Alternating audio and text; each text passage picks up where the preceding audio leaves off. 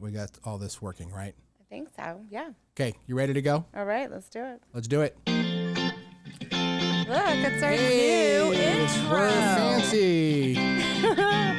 Thor's helmet. With Thor's helmet. That's right. I like it. Looks good, Brian. Good job. Our new podcast. Yeah. What's going on, Tanya? Oh, gosh, everything. You know, it's spring. It is spring. Spring is here. Happy. Yay. It's episode 12 of the podcast. Yes, it is. Yeah. You are Tanya.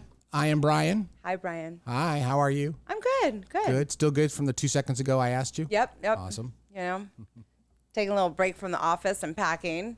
Yeah, we've been kind of tuning up podcast. our studio a little bit. You might see a few things there. I've got this light bulb above my head. It's like you always have an idea going on. I know. Well, it's actually just, I guess it's right back here, right? Yeah. Light bulb goes off. So happy spring to you. And we did announce in the newsletter, of course, with spring, you spring forward an hour. Right. It only in certain states, though. Yeah, that's true. Okay, yeah. But with that being said, we always mention in the newsletter, don't forget to change your time zone. In the Gemini, right? And I wanted to mention something because we had a gentleman, a customer calling in, and essentially he was having issues with his Gemini, and that the issue was, of course, he said, "Hey, I'm slewing. It's off by like 15 degrees," and that's the sign. That's absolutely the sign. That's that indication. That is, it's 1 hour difference. 1 hour of temporal time is 15 degrees of sky position. But then he said, and so I try to build a model in a line, and it just is not taking, right? The next one is still 15 degrees off. And the issue is when you're that far off, there's no modeling that's going to fix that. Because it still thinks that it's supposed to be somewhere near that 15 degrees difference. Right. So if you have this problem and, it's 15 degrees off and it's modeling, it's just the modeling is not going to fix it. Okay. Right? Okay. So that's just need to change that time zone. Change that time zone. That's absolutely very, very correct. important. Absolutely. Yeah. And so we've got that. And then I think what we're going to do is we are going to, because you're very spring oriented. Yes, I even have my bee necklace on. Your bee necklace, it's fair because it's for spring, right? Yeah. And you got a new spring hairdo. I like that. Thank you. We are going to bring. Go into tea time. Tea time now. Yes, so let's do that. Spring dream. Time is tea time. So what's for tea today? What is for tea today? That's indeed. So the tea time with Tanya. Okay, so my favorite holiday. I don't know if you want to call it a holiday, but my favorite. It's not a holiday. One of my favorite days of the year is April Fool's. Right. It's a holiday for you. Yes. But for everyone else, it's just inflicted misery. Right. Yes. Because I've been taking notes for like a month right now. Okay. Because I get into this. So, I started it when I got somebody really, really good. I got to tell you the story because it's a great story. Okay, but you're talking about you've been studying this for a month for April Fool's pranks that you play on people. Oh, yes. I've got a great one for my daughter and her partner. I've got a great one for Delaney and her partner. Right, so. And by great one, you mean like you enjoy it greatly and they are like misery. Oh, yeah. From that. Yes. Okay. I played one on you last year. I know. That was awesome. I called, my daughter, Delaney, she was like 8 years old or something. And so I called up her grandmother and I said, Vicky, gosh, Delaney was going around in school all day saying the F word. Good Lord. And she was like, oh my gosh, what? And I said, yeah, she was going around. And so the teacher pulled her aside and she said, Delaney, where did you learn this from? And she says, my Nana. Vicky, you have to understand her. She does not curse. She's like, Tanya, I do not curse. Like and I definitely would not curse around the children, around my grandchildren. I mean, she was just flabbergasted. Okay. And I'm just kind of playing along with it. And she was just like, I thought that she was going to break out in tears. Right. And then I was just like, April Fools. And she was like, oh my gosh, you got me good. That's horrible. I know. She was mortified. But ever since then, I do enjoy it. Last year, I got you saying that somebody broke in and stole everything. Yeah, that was really funny. So we were going to come and do a podcast, and you said that everyone came and stole the cameras and which a lot of this equipment is my personal equipment. Yeah. And so that was really funny. It was really funny. I get a kick out of it. So that's my holiday coming up. So if I get you, maybe I'll get one of the customers this year. So I have a spring drink. Beware if you call in on April 1st. But here, bonus. If you get her really good, we'll send you a t-shirt if you call in on April 1st. I swear to just email me, let me know what you're going to do. And if we get her good, okay, we'll do it. I'll totally get you a t-shirt. That's a good idea. So today I have a spring drink that we're going to do. I've never done a wine drink here. I've done juicing. We've done my losing weight. We've done gin. We've done a bunch of different stuff. So today, Scott and his hard liquor. Yeah. So today I'm going to do like a sangria, which is a great spring drink. Yeah. Okay. So this one's a little bit different. I got it off the internet, but I kind of modified it, Tanya, a little bit. Okay. So what it is it's you take a Pinot Grigio or I like Sauvignon Blancs a little bit better. So I'm going to do some Sauvignon Blanc in here, and I'm going to make some for you, Brian, so you can try it and see what you think. I gave some to my friends the other day, and they actually really liked it. So okay. So we're going to. Excuse me. So forgive me for being somewhat ignorant of this, but Sauvignon Blanc is a white wine, right? Uh-huh. So this is sangria is like a wine related. It's a wine and fruit drink. Wine and fruit drink. Yes. Okay. Usually you actually add chunks of fruit into it, but this is a little bit different. We're adding some chamomile tea, right? I know, strange. Okay. So some chamomile tea in here. Okay. And then you're supposed to muddle orange and lemon, okay? But we did it the other day. We muddled it, and it was just too chunky, and I don't like a lot of pulp. Okay, so guess what Tanya did? She put it in her juicer. All right, that's what I did. Oh, so instead of muddling it, you just juiced it. Okay. So and then let's add. It feels almost like a mimosa or something, right? So looking at your proportions there, this looks like primarily alcohol with a little bit of flavoring. I mean, is that? Well, it's just wine. I mean, it's just yeah. But let's try this. Sure, why not? Right? Just try a little sip. I know we got to work today. This is very festive. Yes, it's very springy. By the way, are you supposed to what are you supposed to do with this when you drink? Are you supposed to just kind of? Well, I asked Scott to bring straws in, and he failed to do that because he had a scooter. But what would you do? I mean, do you leave this on? I mean, are you worried about it falling out? I don't know. You could always eat it first. Well, I'm just. It did kind of fall. What do you think? Isn't it good? It's different tasting. The chamomile tea. It's like not a sweet drink. It's like a I don't know how to describe it. That my nose is getting in the way of this. I can definitely taste the chamomile. I had to take it out. It was right there. Sorry. Okay, that's not gonna work. I'm just gonna put it in here. Is that okay? There you go. There's the sangria fruit. That's a great idea. I'm definitely not gonna win any points for being suave on that. All right. Okay, can I put that there? Yes. Okay. It's very pretty and festive. I'll try to hit it a few times. Okay, during the show here. Okay. And that is my tea time with Tanya. Happy spring, everybody. Happy spring. I love it. Spring. Okay, and what's so exciting? I want to introduce this. Okay.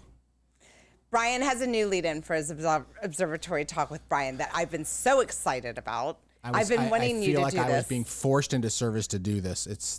I love it. It's awesome. Okay. Okay. All right. Are we ready? All right. Here, we're going to do this. Yes, I guess so. We are. Here we go. This is so cool.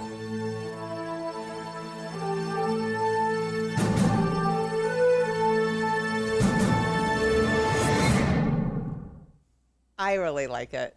What do you guys think? So ridiculous. I love it. I think it's really cool. Thank you for doing that. Right. Well, we have a that's good. great observatory talk with Brian today. And Yes. Well, maybe. we've We'll got a find lot out. of things to talk about today. Indeed. Yes, Indeed we do. quite a few. So, but let's talk about the observatory talk with Brian, because it's really, really interesting. Yes, indeed. I think that's Great true. story. Mm-hmm. So let me, I got to get this set up here. Okay. So I want to talk about a project that I have been working on, and it's actually been, now it's kind of finished. Okay. But it is I have built a sort of homemade, we're cutting to it here. Okay, there you go. This is the homemade observatory kind of weather station all sky camera. And so I grant you that it looks kind of hokey, and it kind of is. I mean, it's functional, right? But it's good. It's built out of sort of 2-inch PVC pipe. You can see I haven't really kind of fully waterproofed everything. The thing on the left is the all sky camera, which I'll kind of go through. Then we have Now, is this taller than you, Brian, or is it? Yeah. It looks tall. Oh, yeah. It's above probably the about fence. eight. Okay. 8 or Yeah. 9. Yeah. You know, I'm trying to get above some of this stuff. So maybe I should just kind of go through some of these. So this is the back side of it. Mm-hmm. That's just a tube, and all of the wires and things from the instruments above go through the tube down, and they go into that box there. Got it. Okay. And that box is a weatherproof box. I had to kind of buy it and modify it myself. This is a little Intel NUC. Okay. Little mini PC that's in there, and I kind of had to, yes, it's a kind of a disaster, but it works, and it's waterproof, and it has some ventilation in there, a little fan in the down, right? Wow. Fan right here, and there's some holes that things come up in, so it's pretty good. You really thought of everything. It sounds like. Yeah, because this lives outside 24/7. Okay. Right? So this runs everything, and then I have a separate Wi-Fi antenna. Because the problem is that computer's in a box and it's sealed, and I don't know if it's going to be able to access the home network. So this kind of goes up. It's maybe about the width of a $50 or something like that. Oh, it looks much bigger. But the idea is that here it is, and Right. you can get easy access to the Wi-Fi network in home, so I can always access and look at what's going on. Great. Wow. This is the all sky camera. So this was a really challenging project. I ended up having to rebuild it about 3 or 4 times. You had kind of asked me about like how long it took. Right. I don't know how many hours, but I feel like I kind of redid it a whole bunch of times. Okay. My goal was to have kind of this, it's a ZWO camera. I believe it's a 224 color camera. Okay. And I had to buy a special lens for it, not the one that it came with, because I wanted more sky coverage than that. And as you can see right in here, there's a little kind of a dew heater. Okay. Yeah. So this heats up to keep the inside from dewing over or something like that. So I had to go from there's a place called, I think, dewcontroller.com or so. I'll put it in the description of this video. But you added the dew heater in there. yeah, so you buy it and it literally comes, and you can tell the guy how much if you want specific wiring with it or not, and it runs down and goes into a little USB to 5-volt adapter, and it basically stays on constantly. Because the thing about these all sky cameras is you need that dome to be completely fog-free 100% of the time. If it dews up, if it's raining and it dews up and it's all foggy, then you learned that from a little bit of experience. Yeah. You said. So this mess, this disaster. So you can buy these acrylic domes, and then I put a little kind of a gasket, like a rubber gasket beneath it, and I thought I was being super clever. Right. Well, it turns out that you just can't buy a gasket and have it work. So I had this, and then we had this torrential rainstorm, and then water seeped in. And the problem is, even when you get a little bit of water in, that's all it takes, and then it gets hot, and then it tries to escape through the by going up, and it just clouds up the dome. It becomes useless, right, at that point. So it has to be like really, really, really kept dry. Kept dry. Okay. And the problem is, now that I've done this, I had to replace the gasket, sort of refigure everything out. Okay. And I bought this sort of spray paint it's a silicone sealant. Okay. But now the problem is, I feel like the camera might be slightly off of focus. And in order for me to go and do this, to fix that, I got to basically take it all apart and probably replace the gasket again, which I really should do, and then repaint all this stuff. It's not designed for maintenance, right? Okay. It's designed kind of a one-shot type of deal. Okay. Now, it isn't that bad. I'm just going to show you one more picture. There it is, kind of over here on the left. Oh, right. Okay. These are all the various instruments. This is my weather station. So it has a sky quality meter. It's got a rain meter. It's got a few other gizmos, IR cloud sensor. This is pretty impressive. And the meter. This thing here is kind of a cheat for how to get. There were some cables that I forget exactly why, but I couldn't run them through, so I had to run them externally because, it had something to do with the way this was designed. Okay. But I have. Is this going to work for me? One more, no, of course it's not going to work for me. So I'm going to put this on you here for a second. Okay. Let me just see if I can figure out where these pictures are. Okay, here we go. So this is the software I'm running for the All Sky camera. I think it's called All Sky. ALLSKEYE. Yeah, so All Sky. It's the eye of the sky. Yeah, and it's a great little thing. So it knows to turn on in the evening, turn off in the morning.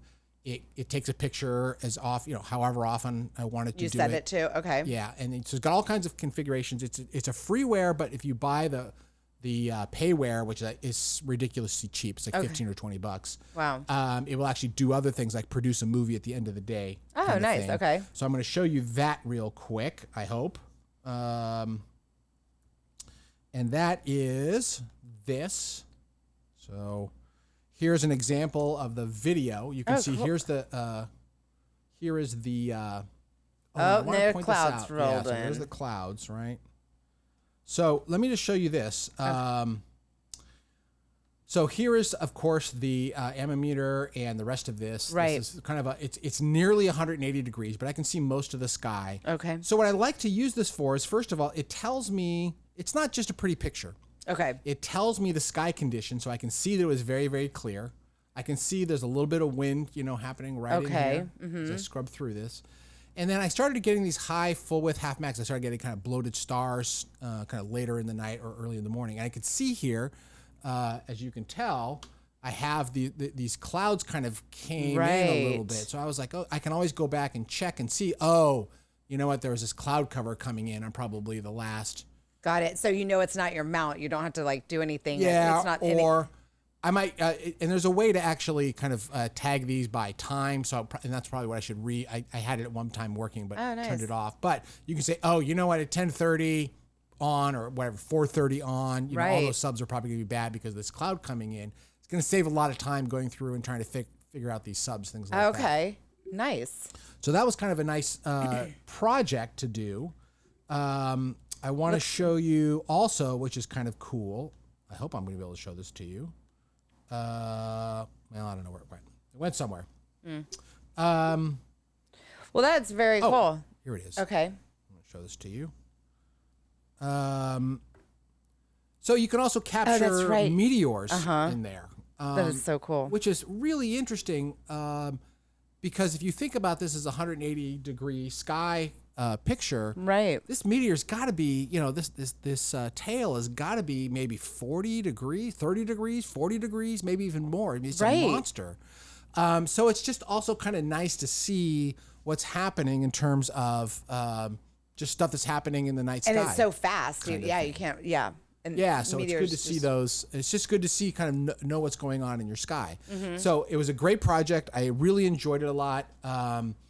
I'm anxious to kind of, now that I've done this, it's taken a lot of time. I don't know how much money I spent. It may have been maybe $300, $400, $500. Okay. I'm probably going to need to redo it. But I'm kind of curious. Now I'm going to start looking at some of these more package solutions. That's what I was wondering. Does everybody have to do something like this? Or there's cameras out there that do this, right? Yeah. So there's cameras, but it's kind of like there's an all sky camera, right? Which is a combination of typically some sort of planetary or guiding type of camera, a wide angle lens, and then, all this stuff to make it work, software and other kinds of things. So, I'm interested to see what, possibly, package solutions may offer, because again, this is a great, I really enjoy doing this. You'd have to want to. Yeah. I find a lot of value out of it, but,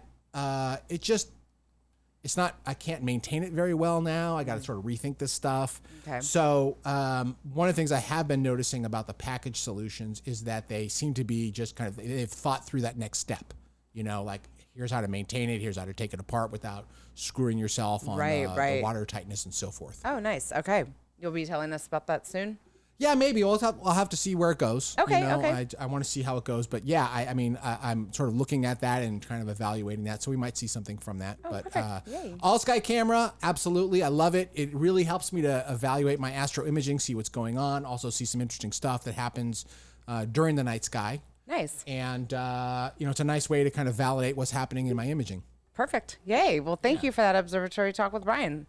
Yay. Yay. All right. Let's talk about, for a moment, let's talk about coming up. We're going to be at AIC. Yes. The Advanced Imaging Conference. Yes. And we were there in 2019.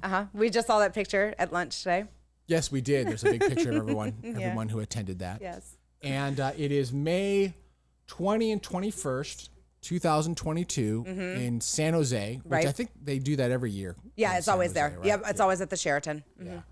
And it's basically, so it's the Advanced Imaging Conference. So if you're doing any sort of imaging, astro imaging, I should say, of course, this is really the place to be. It's primarily educational. And it's just endless talk tracks of people doing all sorts of really interesting things, interesting topics.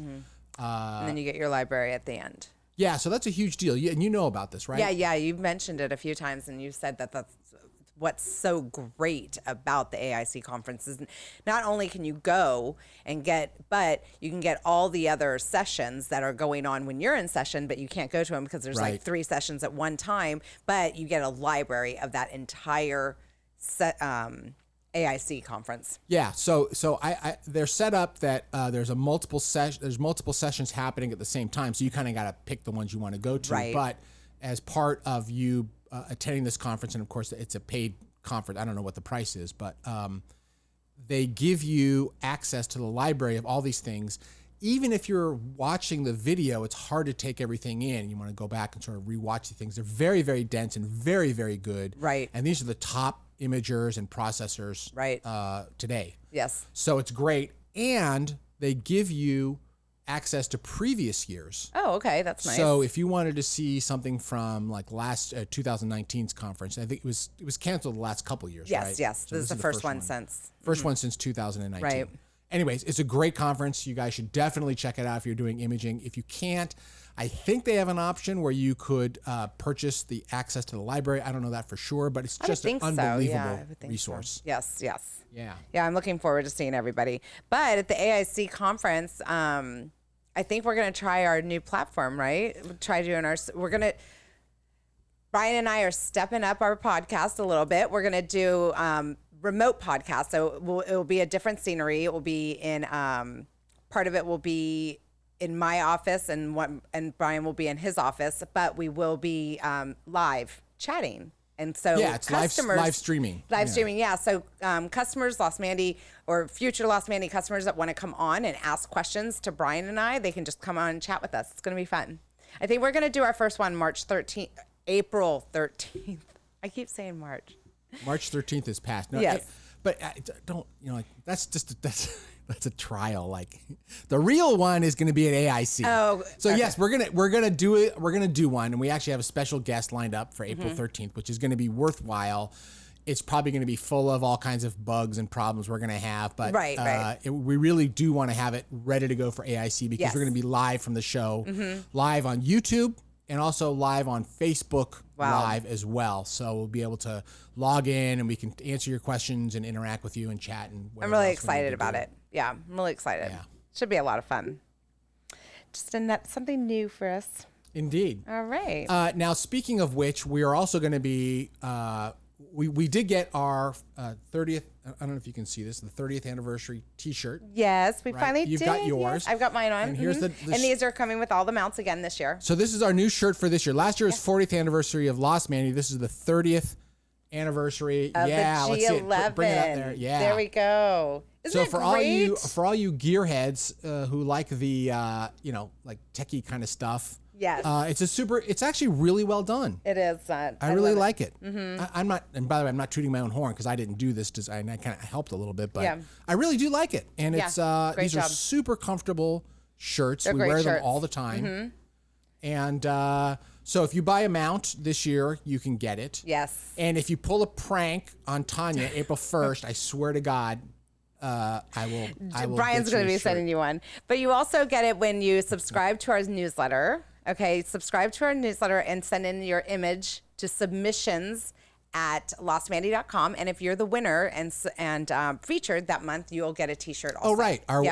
It's our once a month newsletter, and we pick a winning image submission. Yes, it's getting more and more difficult, don't you think? Because we're getting so many submissions. So many, and they're so It is good. really hard. We might just have to start pulling out of a hat pretty soon, Oh, yeah, that's a good point. because they are really amazing images. So please send in your images. But I also want to let people know, because I just found this out myself, Brian. I just signed up for the newsletter. Yeah. I see the newsletter via email between me and you. But I wanted to see I'm sorry, you just signed up for the newsletter? For our newsletter's been going for a year and a half? as a customer newsletter. But I just found out something while doing this, and I really wanted to tell people, because I tell some people are like, I never get the newsletter. I'm like, look in your spam. So there is something when you sign up for the newsletter. Okay, that's at store.losmandy.com. On the left-hand side, all you have to do is type in your email address. But it's going to send a link to your email address that you need to confirm that you want the newsletter, and that link expires within 24 hours. Oh, right. So you need to confirm that you want that to actually for us to send the newsletters out to you. Right, I forgot, because some people have called in and said, I've signed up for the newsletter, but I haven't gotten it. So you can sign up, but you have to, there's an email that gets sent out, and you have to say, yes, I'm confirming in order for you to be subscribed. Exactly. And some people, I guess, have not done that. Right. And I just realized that. So I want to put it out there to everybody. If you haven't been getting the newsletter and you put in your email address, definitely confirm that email, and you will definitely get the newsletters. They're great newsletters. Right, got it. We put a lot of time in videos, into them. Absolutely. So, yeah. Absolutely. Okay. All right. Well, next on the list we were talking about the availability of mounts. Yes. And all of our mounts. So we just talked to Kevin Lagore at Skywatcher. He interviewed us about kind of just our mount offerings and things. So we've had a little practice today to talk about it. So the GM8, GM811, G11, and now the G11T will be in full-time production. The G11T wasn't always in full-time production because it was just such a big mount, but it's become so popular that Scott's just needed to put it in full-time production. So that's right. good So to know. we used to produce it like one run per year. Mm-hmm. And then if you didn't get in on that, it's going to be another X number of months to do that. And now it's become so popular. We just need to produce more of them and more often, which is kind of interesting because that's a mount. It's a 75-pound instrument capacity for imaging. Yes. Right. Whereas the G11 is 60 pounds for imaging and 75 pounds for visual, because of course visual is much more forgiving. Right. But I mean, we're talking about a lot of people doing huge 14 inches, 75 pounds instrument is and this doesn't include the counterweights. Right. This is not this like, take 50% of the stated capacity and that's what it really is. No, it's actually 75 pounds of instrument, and then the counterweights are in addition to that. Right. And at 75 pounds, tracking and imaging extremely well. Yeah. So it's so yes, those are true numbers. Okay. Great. And because it is part of our modular mount series, you can, if you have a G11 with the RA extension, or you can buy the RA extension. Right. But I think most people nowadays have the RA extension. They seem to, yeah. Yeah. You can buy just the Titan RA axis. And I think it's called the TR axis, like that's TRA the part axis, number. yeah. TRA axis, sorry. And you can actually just reuse your deck. And deck access and your G11 deck axis and just pop it on there and get a G11T. Yeah. And then a lot of the people who have like a GM8 would buy then the G11 RA axis and get a GM811. So there's sort of a nice kind of economy of everyone kind of being able to upgrade parts without having to do this forklift upgrade. Right. And you get to use the same computer. All you have to do is change it. You already know the Gemini 2 system. It's an easy upgrade. It's an easy having a couple of different mounts. Right. So there's no different controller or anything. You just change the setting, and then Gemini saying, I now have this type amount type of thing. And the gear ratios all changed. It's a great system that Scott came up with. It's amazing. It's amazing. Yeah. So hats off to Scott on the modular mount system. God bless that guy. I love him. I know. Love that guy. So, and then the other mount, the other non-go-to mount that we make is the Alt-Az mount, which is we call the AZ8. Now, those will just be once a year. Okay, let me interrupt you for a second. Okay. I found this old video. Remember when we were going to do something with Scott, because Scott is a machinist and he loves old vintage mechanical things, right?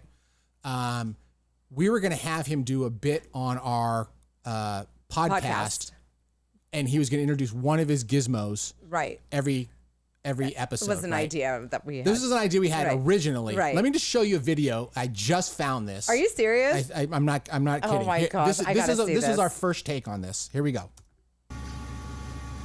Scott, you ready to do your Scott Gadget thing? Nope. Oh my god. There you go. Nope. and scene, right? That was it. Wow. So I'm sorry, I didn't want to interrupt you. That's funny. But that was a good laugh. We did try to get Scott in to do this stuff, and he just was like, "Yeah, no, I'm not gonna do that." As you can see, he's working machining or building mounts, or working on portage stuff. So I'm sorry, I distracted you, but we're gonna cut you. Can we just kind of go through from sort of the simplest to the most complicated mount? Just kind of run through that again and talk about maybe the availability or anything else you want to kind of cover in that, just briefly. Well, the Alt-Az mount, that's just there's no electronics or anything like that. So that's going to be, the most simple mount, if you want to call it simple. The AZ8. Right, the AZ8. Yeah. It's a great mount. It's dual headed and no electronics or anything like that, but it does have the one-piece worm on it. So, and that is done one time a year. Okay. Okay. And that's primarily for visual, right? Yeah. And do people, I mean, I should probably know this. Maybe I shouldn't know this, but I mean, it's dual headed because oftentimes people have like two telescopes. Like one is kind of a wider field and one is more of a deeper field kind of thing. Mm-hmm. And then, or one, somebody just has solar on it. And and a white light, solar white light, So different reasons. Yeah. It's very, very popular mount, but it's just, we just can't do it all the time. Sure. So we do it once a year. And then the GM8, GM811, G11, and G11T are all full-time production. Right. And so those all have the go-to system, the Gemini go-to system. So. Right. So their machines are running basically all the time. Every day of the week, there's always stuff being machined. That's what we're hoping, unless something breaks down. Which happens. Or we're waiting for aluminum to show up or something else because it's been kind of a challenging supply chain lately. But, it has been, and we have kept our prices kind of pretty much as is. We haven't raised them yet, and we're absorbing the cost right now, which is it's going okay. Yeah.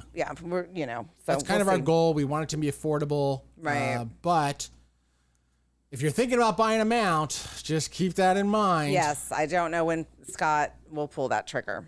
So, yeah.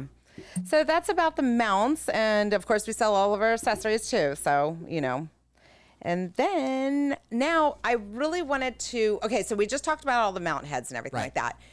So with mount heads, you can buy a tripod. And that's what I want to talk about. I want to talk about tripods this time. And most people do buy a tripod with their mount. A lot of times. Sometimes it's it's like 75, 25. Okay. So, with I really want to talk about tripods because one of the main questions that I get is, especially when you're buying a GM811, what should I do? Should I do heavy duty tripod or lightweight tripod? Oh, right. Okay. Yes. So that is kind of really what I want to talk about. Like, why would you choose a lightweight tripod? Why would you choose a heavy duty tripod over a lightweight tripod? I know one thing, lightweight tripod is 15 pounds, extremely portable.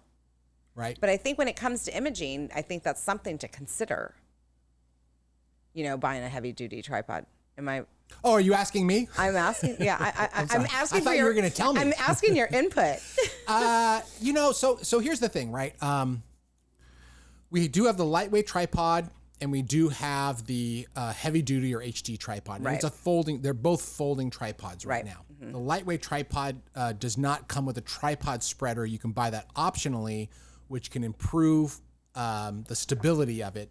But they're two different classes of mount, right? I mean, the lightweight tripod is really designed for portability, and the heavyweight tripod is designed for maximum stability. Right. So, in my experience, because I have one of each that are in the driveway, and I have to, oftentimes I'm swapping out a mount maybe every day or every 2 days. Okay. So I have a lot of experience with how easy they are to use, that sort of thing. Right. They both have can support the MA adapter. Right. Which is here. I can you put a MAL adapter on a lightweight tripod? I mean, I don't think I don't think you should anyways, but I mean, it's very possible with just with this pass through here. Oh, yeah, but no, you don't. So because the MAL is specifically for. I know we're going to talk about this in a second, but the MAL is for the Titan or the access, G11T. And it's proprietary. So here's my feeling. For imaging, you can really use either. I have put substantial telescopes on either. Okay. But the thing is, the HD is an absolute no-brainer. Like, it's never going to move. Nothing's going to happen. Wind knocking into it, anything. I mean, it's just solid. Okay. And the lightweight tripod, if you sort of back away from it, it absolutely supports that. But the thing is, a lot of times I'll be using it, and if I'm kind of not really paying attention and going quickly, I might try to move something, and the legs will move a little bit. Got it. Oh, my God. That's going to mess with my polar alignment or who knows what else. So you have to be really careful around it. But if you are being ultra mobile, like with, say, a GM8, which is a great, I mean, I don't think that people fully appreciate how mobile and lightweight the GM8 is and how well it performs. Exactly, yes. Mobile it's great for like a 80 millimeters to smaller or DSLRs. Yeah, I mean, anything you want to go out in the field for. Right. I've put a 10-inch Newtonian as an f4, so it's about 1,000 millimeter focal length. I mean, it works great, but it's just you have to be really, really careful with it when imaging, or if you're out in the field. It's great to get it set up and running, but that the trade-off is it's lightweight, it's quick, but you have to be sort of thoughtful about it. And once you get it set up, like, be careful, don't bang into it, that kind of stuff. And it's not about anything about the mount. It's just when you have something, the tripod. Right. But it's just that it's just lighter, you know? And so it has a propensity to do that kind of thing. Of course, right, so. Yeah. But, and the heavy duty tripod, it is 35 pounds. It's a big difference. It's huge. Yeah, and it's hard cumbersome. to use. Yes. Yeah. I mean, I oftentimes, when I was living in the Valley in Los Angeles, and there's a Bortle 9 Plus. I mean, this is, it took 30, 40 hours to even see anything, let alone, get something meaningful. I used to travel up to Mount Pinos. And all I had was the HD tripod, and I made it work, but oh God, it was hard to deal with. Yes. So. But sometimes do you feel like, I know that when we spec things, like the GM811 with the lightweight tripod, we say it holds up to 50 pounds. Now, somebody who's purchasing like a C11, it only weighs like 30 pounds or a 9 1/4, but really should do a heavy duty tripod with those. Well, because primarily they're imaging, right? So you're talking about literally fractions of the width of a hair make a difference in the quality of the images. And that's kind of where it gets down to. So it's not just the capacity of both the mount, but also of the tripod, is that how much is it going to allow vibrations to come through? What happens if you kind of bump into it? All those things play a role in that. And so, yes, you can get a tiny telescope, relatively light. I mean, by tiny, I mean like physically small, but long focal length, big F number. But that's even more demanding from an imaging standpoint, and you're really going to want to have something that's a lot better. Because the arm's longer, right? It can be longer, but the problem is it's just that much more magnified. So any small thing is really going to emphasize what's going on there. Okay, got it. Yeah. So when you're thinking about buying that lightweight tripod or that heavy duty tripod, really think of the whole entire setup and for your imaging sessions. I just want people to be really aware of that. Don't always just look at the spec numbers. Think about the whole. And if you ever have any questions, you can call Brian or I, of course. Yeah. Well, I think just to add on to that, don't look at just the capacity as the deciding factor. Right. Think about mobility, think about stability, and there is a trade-off, right? I mean, there really is. Yes. I mean, as great as the lightweight tripod is, I use it all the time. Right. It's completely stable. I'm super happy with it. But if I am faced with a choice of like, what do I want for maximum stability for my core imaging system, I almost always go with the HD tripod. Right. Okay. So that's just food for thought when it comes to the tripods, you know? Yes. And I know, by the way, so I think you're looking at over here, but this is, so we talked about kind of keeping vibrations out of the telescope and Not off tripping of on, not tripping on your telescope. Oh, and not leg. tripping on it, right. not tripping, Right. but not tripping on the telescope. Right. So, but what do you got here for us? Okay, so these are we call them BPs, okay? And it's a mold. BP. BP. What does that stand for? Am I going to be sorry I asked for this? Oh my God, I am going to be sorry I asked for this. I think Scott told me it stands for butt pad.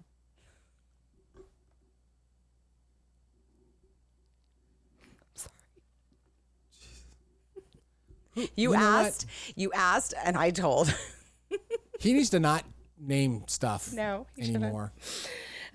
Okay, so what these are is that it's a mold. So it kind of sucks onto the bottom of the tripod, okay? And if you lift up the tripod, they'll stay on because there's a Can lip you here. give it to the yeah, there you go. Okay. And this is specific to the HD tripod. Yes, right? yes. Just yeah, this for the HD Losmandy tripod. Okay. Okay. Now, what's so great about these also is they're glow in the dark. Yes. So you can see them down on the bottom. You know, some people put tape around the legs so they don't run into it, but these are also glow in the dark. So these are really, really cool. And they do glow in the dark pretty substantially. Oh yeah, It's and pretty forever. intense. And I mean, yeah. All night so, long. yep. So these are great. Now, some people, I know you, Brian, Yes. personally, do That's not me. like vibration pads. Well, I like them for so I believe they were intended, and I don't know if this is true or not, but this is the way I think about it. Okay. I believe that they are a great addition to something like a star party where people are sort of wandering around. Right. You don't know what's they're not familiar with your setup. You know, the tripod legs are black. Outreach with kids. That kind of stuff. Yes. Absolutely. Yes. So you want them to know what's going on, but they're really good for visual observing. Okay. They're great for that kind of stuff. My own personal experience is that when imaging, these are not the most stable things to put beneath your feet. And I know it may seem kind of counterintuitive, but I've done it a number of times because I own a bunch of these. And and I don't really do outreach. So I'm just all about like maximum image quality. Exactly. And I just have, in my experience, it has not come to pass. No, that's good to know. But for visual, and I have done some work with kids, and I have done some work that, despite my neighbors and everyone's best intentions, they'll trip over stuff. Oh yeah, or grab the telescope. Well, you're looking up. You're looking. Yeah, so you're not looking down. They don't here. know. They don't know the stuff is not bulletproof. You know? Right. As much as an 80-pound telescope is, I mean, somehow they figure out a way to bang into it and move stuff around. I've seen it plenty of times. So they're great for that, right? Yes. But I would caution people that we all try to buy a ton of stuff. We love this gear. It's all sexy and interesting. Right. But I just don't think it's great for imaging types of applications. Okay, that's good to know. It's very good to know. Thank you. What else about tripods? Oh, we were going to talk about, so I want to let everybody know that, so when you are buying a TRA Access for your G11, or if you're buying a G11T mount, it is a different base. Okay, so we've got the MA, which is for the GM8, GM811, and G11. Okay, so that's the MA, and they do have specific ears. Okay, so the radius is going to be a little bit different. So when you step it up to a G11T mount, okay, you are going to need to buy this big old one. This is 7 inches. Okay, so it's big. It's huge and it's heavy. Yes, it is very heavy. But it does work on the same tripod legs. So I got As a that heavy question duty, today. yes, the Right, heavy for the duty. for the heavy duty tripods. Yes.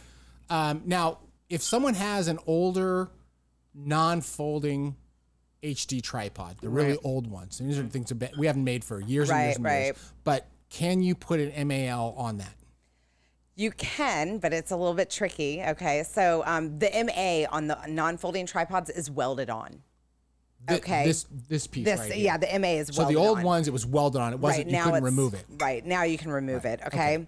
So, which was really nice of Scott. But so what you could do is if you do, let's say you step it up and you just want to keep your tripod because it's still working great. What you can do is we have a plate, an adapter plate that we put on the bottom here. So it will convert and sit on there like this. Do you see what I'm saying? Really? Yeah. So we did. I know it's really cool. And so I didn't know that. Not many people buy it. But because they don't know about it. Because I didn't even know about it. Scott's like, we need to make it a product. And I think we just did the new bases of these MAs right here. I think he made the holes to do it because he used to have to drill it out himself.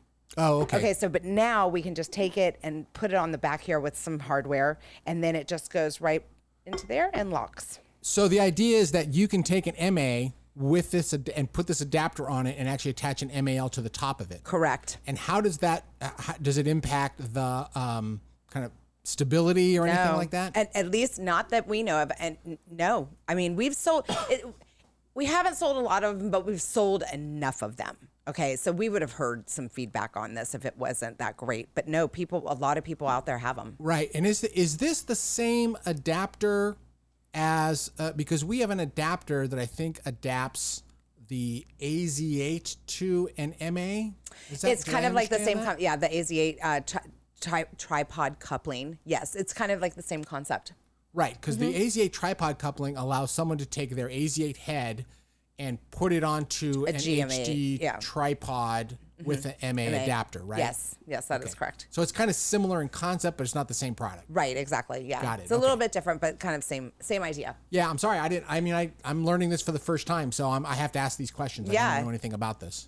Yeah. So we try to. I mean, when we get the question often enough at Losmandy, we really try to come up with a solution. Right. That's why, I know we always say Tanya comes up with these great ideas, and I'm the genius.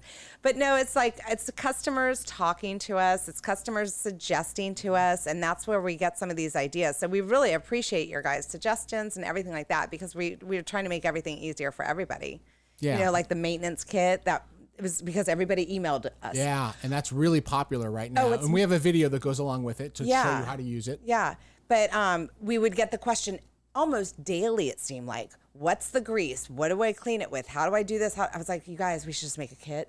Right. Make it easy for everybody. Here you go. And we sell quite a bit of them. And by the way, we have, although it's not really well known, we have the SOS kits, which are essentially a collection of the most common screws and wrenches that people lose, basically. Oh, yeah.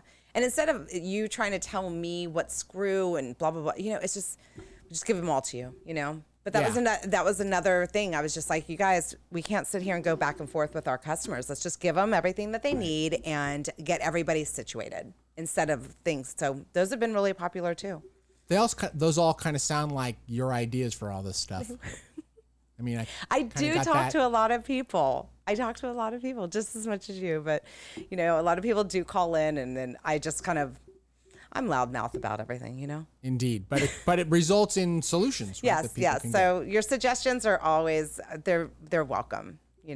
Indeed. Yeah. So we appreciate that. And then okay, so we're gonna talk a little bit about the Gemini 2. Okay. All right. We're just gonna talk about it lightly. All right. Brian's going to take off on this because he's the Gemini 2 guru. I call him that. And just kind of, do you want to explain stuff that's coming up? Maybe I've heard there's things on the forums that people are like, oh, there's some enhancements coming or whatever you call them. Right. Kevin said we're unlocking the Gemini. Kevin Lagore. Yes, Kevin Lagore at Skywatcher. He gave us unlocking the potential, or some he said some cheesy marketing shtick. And it was perfect because I'll let you explain. Yes. Please. Well, no, Kevin, you had a good one, but then you had a cheesy one. I forget what the good. We have to go back. Unleashing. No, unleashing was the cheesy one. Right. That was terrible. I know. But unlocking the potential, I think, of the Gemini or something like that. It was great. Yeah. It was great. So, yes, in our user forums, there's been, and again, I participate in there. It's a community forum. Right. I am a participant. It's not a Losmandy forum where we dole out advice and silence people. Everyone can talk about it and say whatever they want to do. Okay. there was some discussion about changes in performance and things. And then David Partridge, who's a guy we've worked with for a long time. Oh, yeah. He asked about posting some information about some work that he's doing with us. Okay. And he went into a lot more detail than I thought he would. But he did talk about some changes that he was helping to do. I mean, really, he's kind of the primary author of some of the servo software. Okay. Well, what we haven't really talked about is that we have been working on the Gemini in improving the software for going on a couple of years now. It might even be 3 years. Okay. Mm-hmm. The main thing when I first started here, I don't know, 3-4 years ago, is that I really felt like the Gemini hardware was really, really capable. You know, it was one of the first mounts that had an Ethernet controller in there. Right. It had all kinds of great capabilities, but it just seemed to we weren't taking advantage of everything. Right. So Renee and I, Renee the Gemini, behind the Gemini programmer, Mr. Gemini. Yes. We've been talking about it, and we had an opportunity to update some things, and then David, of course, got involved. Yeah.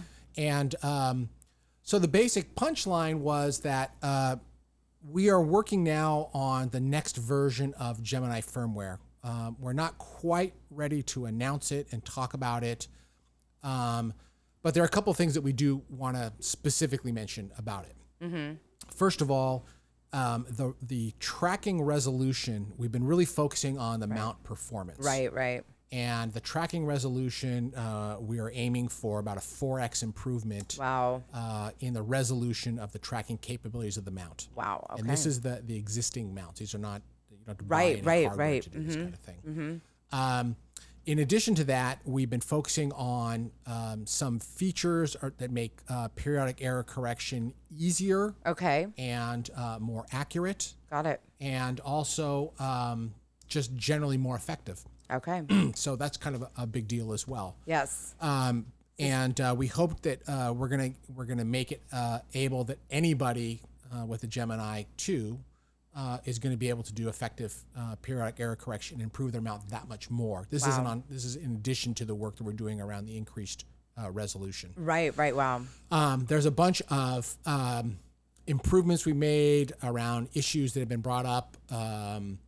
Around, they had some issues around kind of runaway slews and very certain conditions, and we've kind of bundled up all those fixes and putting into the release, which I'm sure a lot of people will be happy about. Mm-hmm. We've added capabilities, some additional safety mechanisms, so that in addition to the software limits that we have, there's some additional things put in place that also ensure the kind of a safety stop to ensure that there aren't going to be any runaways or things that accidentally kind of bang your telescope into the pier, things like that. Mm-hmm. So all those things kind of came about as a result of listening to customers and seeing the issues, and for ourselves wanting the mount to kind of perform to the level that we knew it could. Right, exactly.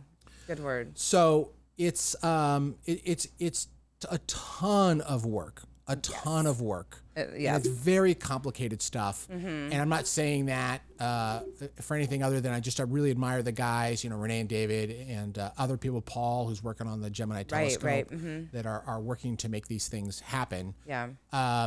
But we are going to probably talk more about this at AIC, probably in more detail.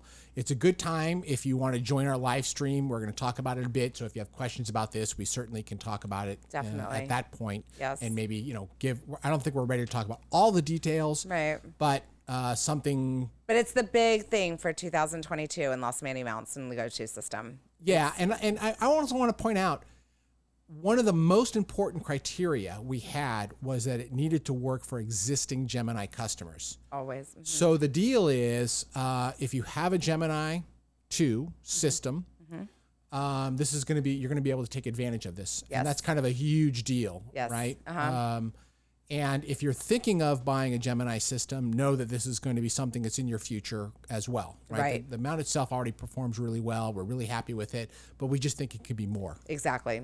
Doing that through the software will be available to all you Gemini 2 people. Yeah, Yay. so it's going to be a little bit of Gemini, a little bit of some additional components, software components. There's going to be a new version of the GeminiTelescope.net, our ASCOM application with some additional features and things. Wow. Paul's been working on, so it's going to be a really nice combination of things. Nice. And to find out about these updates and everything like that, you know us, just join the, subscribe to the YouTube channel, hit the notify button, and also get on the newsletter wait list or newsletter email list. Okay. Yes, at our site, right? Yes. This is the best ways to find out about new stuff, new videos, anything. Yes, and we'll probably announce, like, for example, we're going to announce the live stream in our newsletter. Yes. Let Or an you know email blast. What's going on. Mm-hmm. Well, the newsletter is an email blast, right? Okay. Right? All right. Well, okay. I we'll talk about that later. Okay, but yes, email. Yes, in yeah. some capacity. Yes, absolutely. All right. Okay. And I think that's it. That is our episode 12. Thanks for staying tuned. Thanks for keep watching. Thanks for keep continuing to watch. Everybody seems to really like it, so it keeps us motivated to keep doing it for you guys. Thanks for joining the channel. Our Yeah. next one is going to be a live one in April. April 13th is our target. Yes. Our plan is to have a special guest. Yes. So until then, I guess we're going to sign off, and we'll see you the next time, right? See you at episode 13. All right. That's good. You like that? I really like the studio. I'm glad that we finessed it just a little bit. Looks good. I know, it does I look like really that. good. Yep.